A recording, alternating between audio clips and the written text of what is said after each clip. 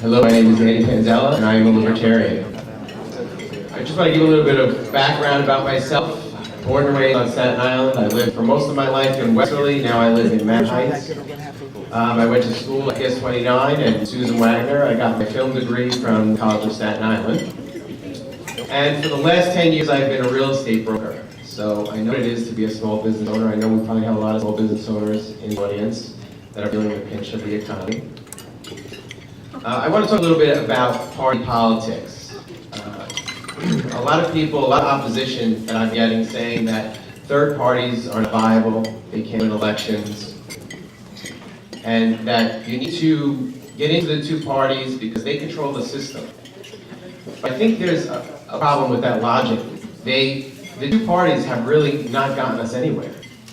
They've gotten us at a stalemate. And I think that we are starting to see, as time goes on, that both parties look a lot like each other.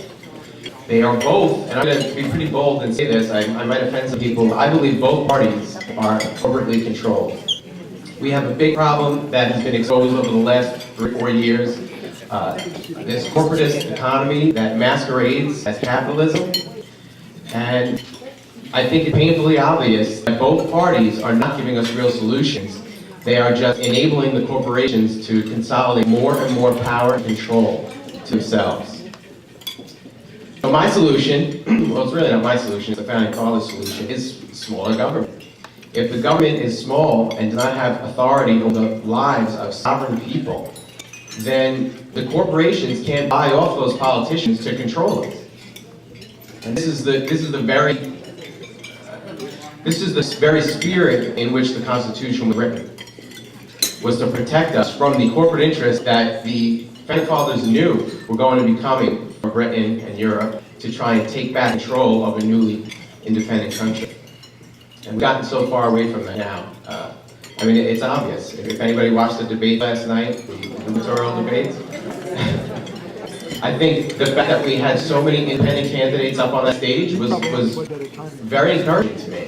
That people are finally starting to realize that the two-party dictatorship is really not doing anything for anybody but the big corporations and the monopoly control systems. And a lot of these bills that have been passed, I'm going to say it, the health care bill, the financial reform bill, the Dodd bill, these bills, if you read them, if you take them in context, and you really look at what these bills are going to do, it is going to squeeze the small and middle-sized business owners till there's nothing left. They go bankrupt, and all the market share then goes up to the top corporations. And that's what's going to happen in our medical system. Talk to doctors.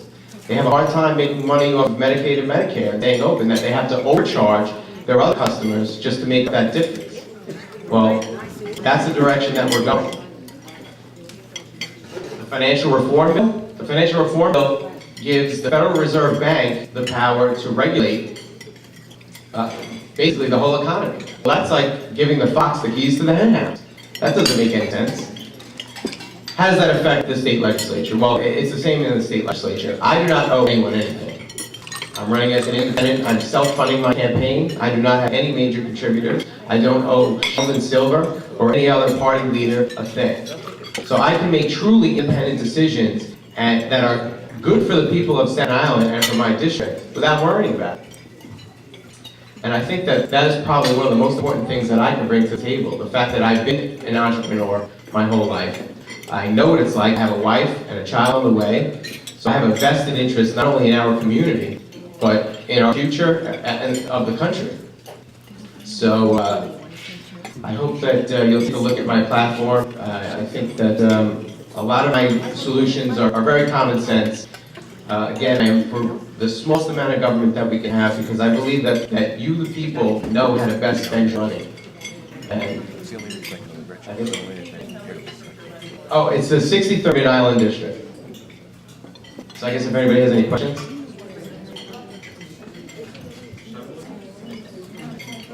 What is the Libertarian Party? What is the Libertarian Party? Well, I guess Dave summed it up pretty well, I think, before. Basically, stay out of my life. I don't want the government in my life. I know I work hard for my money. I know how to spend my money. I don't want the government telling me where I spend it, on what. Stay out of my bedroom. Diane mentioned before the divorce. I think that's a great thing, the no-fault divorce. I think that we have a system that's controlled by lawyers. What percentage of the legislature are lawyers? I think it's something like 70 to 80%. So you've got, well, I apologize to all the lawyers in the room, but it perpetuates a system that the lawyers, there's an elite corporate political class that profits off this system. So this is why the Democrats and Republicans don't really want to change anything. And I'm not saying every Democrat. Obviously, we have independent thinkers within the Democratic and Republican Party, but they're still subject to their party leadership and that control. So, what is a libertarian? Independent. Stay out of my life.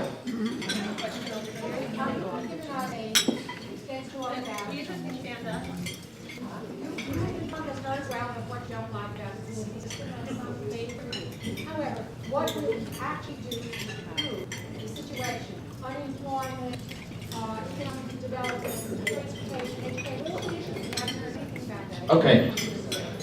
Good point. Okay, well, as far as education, I'm with Dave. I think charter schools, I'm for education choice. I want charter schools. I want as many choices as possible. My wife is 5 months pregnant, so I'm going to have to start thinking about these things now. I want the most amount of choice that I can. At this point, it looks like I want to homeschool and send my kid to any of the school choices I have now. I think that the education system is terrible. And as far as the economy, I think it's, again, I want to put money back in the hands of my constituents, back in the hands of the people that know how to spend money best. You know where you want to invest your money in your business, how you can create more jobs. I'll tell you this, the MTA tax, the soda tax, the salt tax, all these taxes are not helping you create jobs. They're taking money away from you and keep you from hiring somebody else. So those are certainly things that I would work against is Orwellian taxation. Transportation, we need to break up the MTA monopoly. I don't think there's anybody that could argue that point. That is monopoly, a private-public partnership, let's call that what it is, it's fascism.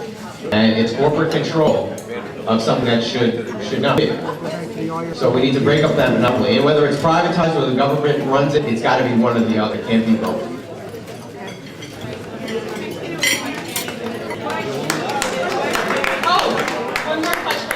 Also, he's running for the state assembly. I'm not sure if everybody heard that for the 63rd Assembly District. Well, I have one more question, and then we'll have to ask. I just don't understand. I have a hard time understanding your comment about big government out of our lives. Okay. Because my own background, my own family background, I was in public housing. My cousins were on public assistance. I was in the State University of New York Public. My whole life has been a result of a government I'm very proud of. The United States of America, to me, the greatest government in the world, was always there for people in my life. Is there a question? Yeah, I don't understand this. The state keeps government out. It's government that made the country great, my family great. You say keep government out. I don't understand. Very briefly, I think that this is a country that's supposed to be for and by the people. And I think that when you have the government so much power to give us whatever we want, it can also take everything. So for the government to give you housing and to give you all these things, it had to take it to somebody else. And I don't think that's fair. Thank you.